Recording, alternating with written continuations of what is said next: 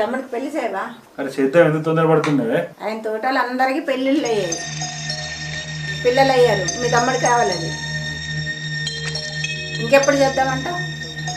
అబ్బా నిన్న చల్లగుండా ఎక్కడైనా చుట్టాల పెళ్ళి ఉంటే చేద్దాం చూడు. మరి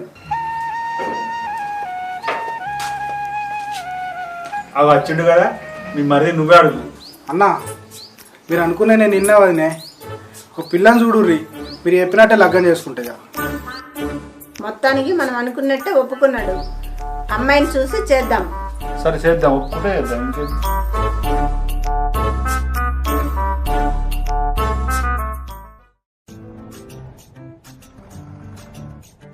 అమ్మ నేను సిగరెట్ లేదు.